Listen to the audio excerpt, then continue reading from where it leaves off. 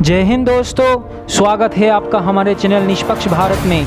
आज हम आपके लिए देश और दुनिया से जुड़े कुछ खबरें लाए हैं। तो बिना किसी देरी के शुरू करते हैं आज की कुछ चुनिंदा खबरों के साथ। और आज की बड़ी खबर, सैकड़ों महिलाओं द्वारा सड़क जाम करने और पद न छोड़ने का अनुरोध के बाद मणिपुर के मुख्यमंत्री ने इस्तीफे देने से पीछे हट गया। सीएम बीरेन्द्र सिंह को इस्तीफा देने के लिए दोपहर 1 बजे 200 मीटर दूर राजभवन जाने का कार्यक्रम था, जिसे बाद में दोपहर 3 बजे के लिए पुनर्निर्धारित किया गया था। दोपहर करीब 2:20 को मणिपुर के सीएम काफिले में निकले तो सैकड़ों महिलाओं ने उनका रास्ता रोक लिया और काफिले को राजभवन की ओर बढ़ने से रोक दिया। उन्होंने मुख्यमंत्री से इस्तीफा नहीं देने को कहा और उनके समर्थन में नारे लगाए, जिसके बाद मुख्यमंत्री बीरेन्द्र सिंह बिना इस्तीफा दिए अपने आवास लौट गए। कांग्रेस नेता राहुल गांधी ने शुक्रवार को मणिपुर के बिष्णुपुर जिले के मोइरांग में 2 राहत शिविरों का दौरा किया। पार्टी अधिकारियों से ये खबर मिली है। इम्फाल से हेलीकॉप्टर द्वारा सुबह करीब 9:30 बजे मोइरांग पहुंचे राहुल गांधी ने कई प्रभावित लोगों से मुलाकात की और उनकी समस्याएं सुनी। पार्टी सूत्रों ने कहा कि राहुल गांधी ने जिन दोनों शिविरों का दौरा किया वहां करीब 1000 लोगों ने शरण ली। ईद उल अजहा के मौके पर सभी दलों के नेताओं ने राष्ट्र को शुभकामनाएं दी। प्रधानमंत्री नरेंद्र मोदी ने कुवैत और बांग्लादेश में अपने काउंटर पार्ट्स को भी शुभकामनाएं दी।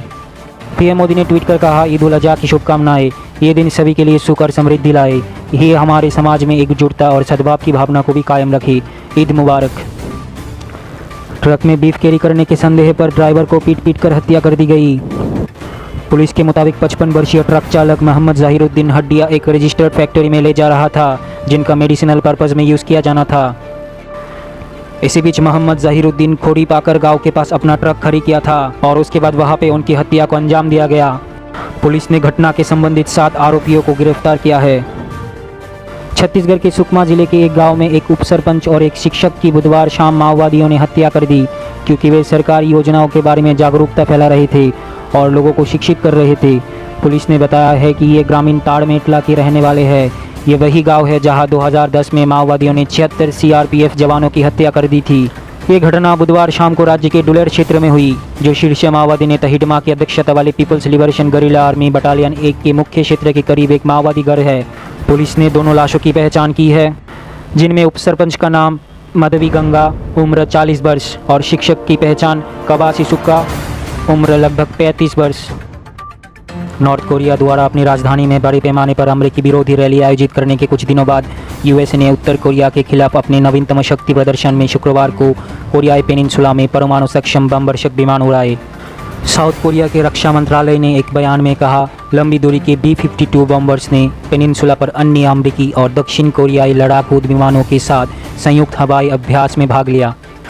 बॉम्बर्स का फ्लाईओवर उत्तर कोरिया द्वारा अपने परमाणु शस्त्रागार का विस्तार करने के प्रयास के जवाब में दक्षिण कोरिया में रणनीतिक संपत्तियों की अस्थायी अमेरिकी तैनाती का श्रृंखला में नवीनतम है। 2 हफ्ते पहले अमेरिका ने 6 साल में पहली बार दक्षिण कोरियाई जल क्षेत्र में लगभग 150 टोमाहॉक मिसाइलों को ले जाने में सक्षम परमाणु ऊर्जा से चलने वाली पनडुब्बी तैनात की थी। रशियन प्रेसिडेंट व्लादिमीर पुतिन ने प्रधानमंत्री नरेंद्र मोदी को रूस का एक बड़ा दोस्त कहा है और कहा है कि उनके मेक इन इंडिया अभियान का देश की अर्थव्यवस्था पर वास्तव में इम्प्रेसिव इफेक्ट पड़ा है। पुतिन ने ये टिप्पणी गुरुवार को मॉस्को में रूस की एजेंसी फॉर स्ट्रेटेजिक इनिशिएटिव्स द्वारा आयोजित एक मंच पर की है। भारत में हमारे मित्र और हमारे बड़े मित्र प्रधानमंत्री नरेंद्र मोदी ने कई साल पहले मेक इन इंडिया पहल शुरू की थी। इसका भारतीय अर्थव्यवस्था पर वास्तव में प्रभावशाली प्रभाव पड़ा है। जो अच्छा काम कर रहा है उसका अनुकरण करने से कोई नुकसान नहीं होगा, भले ही इसे बनाने वाले हम नहीं बल्कि हमारे दोस्त हो, आरटी न्यूज़ ने राष्ट्रपति के हवाले से कहा। गूगल ने गुरुवार को मेटा के साथ मिलकर ये घोषणा की है कि वे कनाडा से समाचारों को प्रतिबंधित करेगा। ये निर्णय पिछले सप्ताह कनाडाई संसद द्वारा पारित नए कानून की प्रतिक्रिया के रूप में आया है। नए कानून के अनुसार टेक फर्मों को समाचार प्रकाशकों को उनकी कंटेंट के लिए भुगतान करना होगा। ऑनलाइन समाचार अधिनियम के तहत गूगल और मेटा दोनों को न्यूज़ पब्लिशर के साथ अनुबंध करने की आवश्यकता है, ताकि वे अपने साइट पर दिखाई देने वाली समाचार सामग्री के लिए उन्हें भुगतान कर सके, यदि इससे उन्हें धन उत्पन्न करने में मदद मिलती है। विशाखापट्टनम में अनाकापल्ली इलाके में शुक्रवार को आयुक्तापुरम इंडस्ट्रियल स्पेशल इकोनॉमिक जोन में एक निजी फार्मास्यूटिकल लैब में रिएक्टर विस्फोट के बाद 7 लोग घायल हो गए हैं। 2 लोगों की हालत गंभीर बताई गई है। दोपहर 12 बजे साहित्य फार्मा यूनिट में जोरदार धमाका हुआ और आसमान में काले धुएं और आग का गुबार छा गया, जिससे इलाके में दहशत फैल गई। विस्फोट के तुरंत बाद फार्मा यूनिट के कर्मचारियों के बाहर भागने की सूचना मिली है। तो नज़र डालते हैं आज की अंतिम खबर की तरफ। भारत के पूर्व ऑलराउंडर अजित अगरकर बीसीसीआई के वरिष्ठ चयन समिति के अध्यक्ष बनने के लिए पूरी तरह से तैयार है। ये पद 17 फरवरी से खाली है, जब पूर्व तेज गेंदबाज चेतन शर्मा ने एक स्टिंग ऑपरेशन के केंद्र में आने के बाद इस्तीफा दे दिया था। उन्होंने गुरुवार को आईपीएल टीम दिल्ली कैपिटल्स के सहायक कोच के रूप में अपनी भूमिका छोड़ दी। दिलचस्प बात यह है कि 2020 में अगरकर ने चयनकर्ता पद के लिए आवेदन किया था तो बीसीसीआई ने उन्हें नहीं चुना था। बीसीसीआई अधिकारियों ने मुख्य चयनकर्ता का एनुअल सैलरी बढ़ाने के वादे के साथ अगरकर से संपर्क किया, जो वर्तमान में 1 करोड़ रुपए है। इसके बाद अगरकर ने आवेदन करने का फैसला किया और वे आवेदकों की सूची में एकमात्र बड़ा नाम है। तो दोस्तों, ये थी आज की कुछ लेटेस्ट खबरें।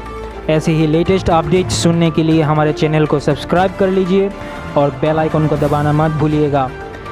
तो फिर मिलते हैं अगले एपिसोड में कुछ नए खबरों के साथ। तब तक के लिए अच्छे रहिए, खुश रहिए, खुशहाल रहिए। जय हिंद, वंदे मातरम।